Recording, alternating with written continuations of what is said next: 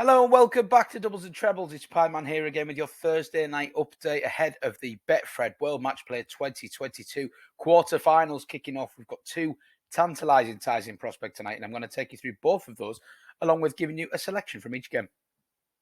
Just before we do that, though, thanks to anyone who watched yesterday's video. I'm delighted to say that we had 3 winners from our 4 selections. Only loser was Dave Chisnell to beat Gerwen Price, which naturally was what I called the video. But anyone that watched it, I hope you enjoyed the selections and the 3 winners. Danny Noppert to beat Daryl Gurney by more than 3 legs cruised in, as did the over 10 180s in Rob Cross versus Jose de Souza. And we didn't have to wait long for a finish of over 130 in the Bergh van Duijvenbode Michael Smith game. Bergh taking out the big fish in leg 4 for what was a really successful evening. Our opening quarterfinal truly is a clash of the champions, with last year's winner and reigning champion Peter Wright taking on the 2020 king Dimitri van den Bergh. It's going to be a cracking game. It's actually a repeat of last year's final, would you believe, which ended up being a little bit of a damp squib with Peter Wright winning 18-9, but I've got much higher hopes for this game.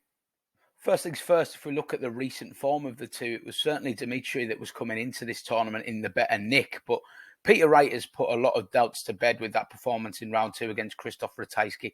Cruised past Madars Razma in round 1, but then had to really work hard against the Polish Eagle, who put him under all kinds of pressure.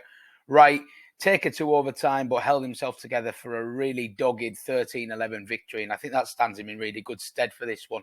Dimitri, meanwhile, has been absolutely breathtaking so far. He made light work of Callan Rids, crushing him 10-2 in the first round. And then he was really impressive against Roby John Rodriguez, who was someone that many people had fancied after Roby John, of course, got rid of Johnny Clayton in round 1, that would cause Dimitri problems. But he just dealt with him. He kept him at arm's length. It looked like an okay performance, but when you really dig into the stats, it was actually a pretty outstanding performance. So that's a good indicator of where Dimitri's at, and he's kind of said that he feels at home on this match play stage, and I think Peter Wright certainly feels the same way.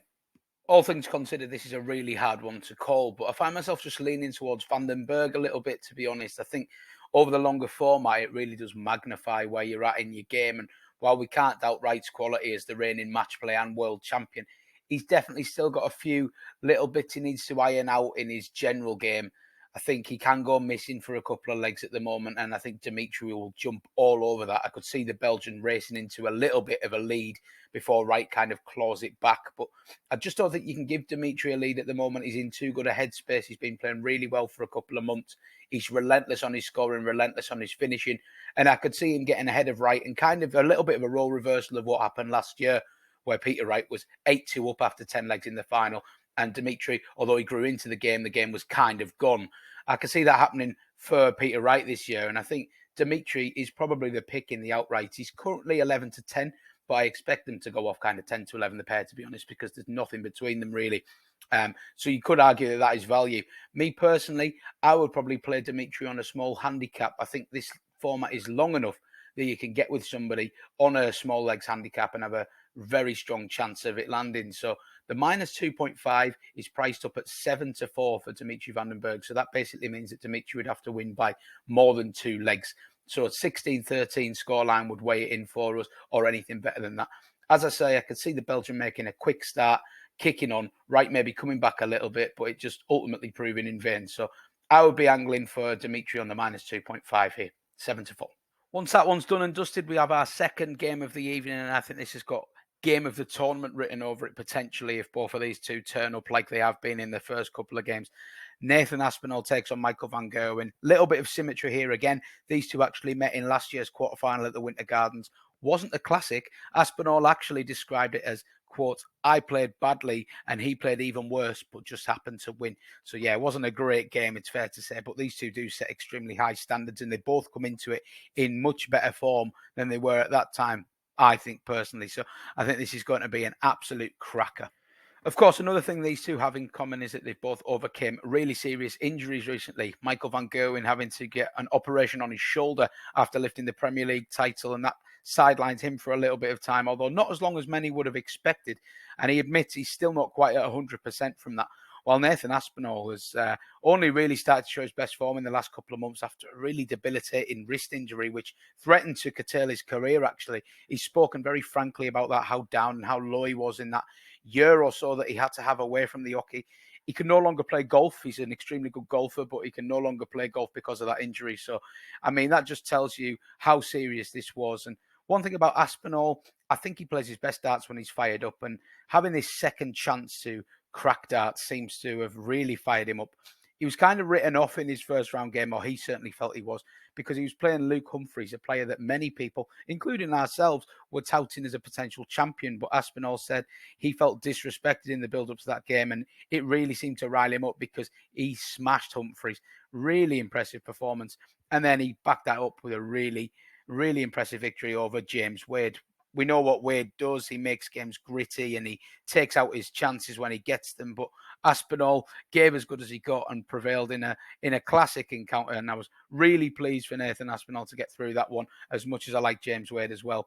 Van Gerwen, meanwhile, looked to have a difficult second round game on his hands against Joe Cullen, but he made light work of Cullen. Cullen wasn't at the races, it must be said, because those two had contested a really tight Premier League final just a couple of months earlier. But Van Gerwen will be pleased with that. He's not bothered about how he wins as long as he gets through.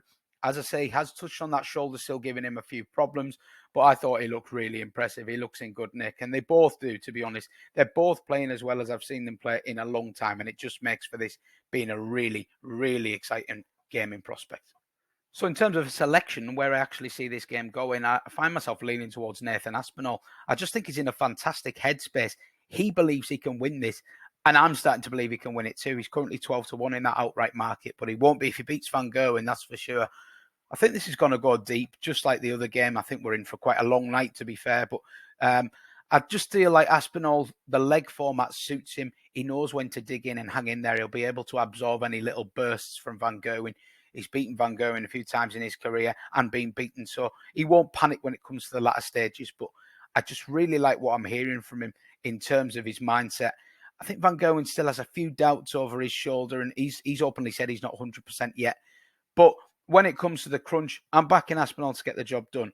6-4 will do me, and I think you can have a little bit of a fun play on the 16-14 and 16-13 scorelines for Aspinall, which are both currently priced up at a very generous 14-1.